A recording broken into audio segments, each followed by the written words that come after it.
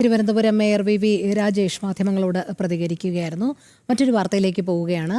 കന്യാകുമാരി വിവേകാനന്ദ സ്മാരക നിർമ്മാണത്തിന്റെ ആദ്യഘട്ടത്തിൽ മുഖ്യ പങ്ക് വഹിച്ച മുതിർന്ന സ്വയം സേവകൻ ലക്ഷ്മണൻ അന്തരിച്ചു.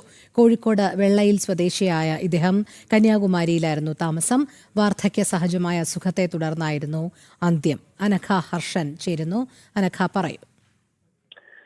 രോഹിണി, കന്യാകുമാരി വിവേകാനന്ദ സ്മാരക നിർമ്മാണത്തിന്റെ ആദ്യഘട്ടത്തിൽ ഏറ്റവും പ്രധാനപ്പെട്ട പങ്ക് വഹിച്ചവരായിരുന്നു ഈ സ്വയം സേവകരായിട്ടുള്ള ലക്ഷ്മണൻ.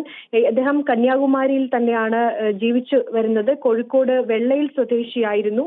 ഇവിടെ നിന്നാണ് കന്യാകുമാരിയിലേക്ക് പോയത്. ഇന്ന് വൈകുന്നേരത്തോടു കൂടിയായിരുന്നു. വാർദ്ധക്യ സഹജമായ അസുഖത്തെ തുടർന്നായിരുന്നു അന്ത്യം.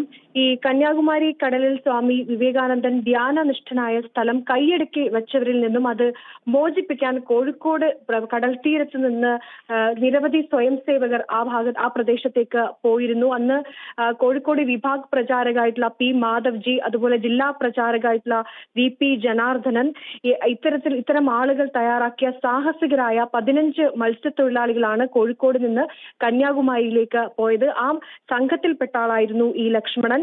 മഹാദൗത്യവുമായാണ് ഇവർ കന്യാകുമാരിയിലേക്ക് എത്തിയത്. ആ കന്യാകുമാരിയിൽ വിവേകാനന്ദ പാറയിൽ അനധികൃതമായി കയ്യേറി സ്ഥാപിച്ച കുരിശ് മാറ്റിയതിന് ശേഷമാണ്, കുരിശ് മാറ്റുന്നതിന് വലിയ നിർണായകമായ പങ്ക് വഹിച്ചവരാണ് ഈ ലക്ഷ്മണൻ.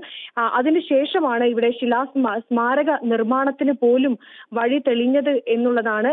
മാത്രമല്ല, നിശ്ചയിച്ച സമയത്ത് തന്നെ അവർ ആ ദൗത്യം പൂർത്തിയാക്കി അവിടെ നിന്ന് മടങ്ങുകയും ചെയ്തിട്ടുണ്ട്. 1962 ഒക്ടോബർ 8 വിജയദശമിയുടെ സൂര്യോദയം വിവേകാനന്ദ പാറയിലെ എല്ലാ തടസ്സങ്ങളും പിഴുതെറിഞ്ഞ ഒരു സുദിനമായിരുന്നു എന്നുള്ളതാണ്. ഇന്ന് നാം കാണുന്ന ലോകപ്രശസ്തമായ സ്വാമി വിവേകാനന്ദന്റെ പ്രതിമയും അതുപോലെ തന്നെ കേന്ദ്രവും ഒക്കെ ഉണ്ടാക്കാൻ അന്ന് മഹത്തായ ഈ ദൗത്യം നടന്നില്ലായിരുന്നെങ്കിൽ അതിനൊന്നും തന്നെ കഴിയാത്ത സാഹചര്യം ഉണ്ടാവുമായിരുന്നു എന്നുള്ളതാണ്.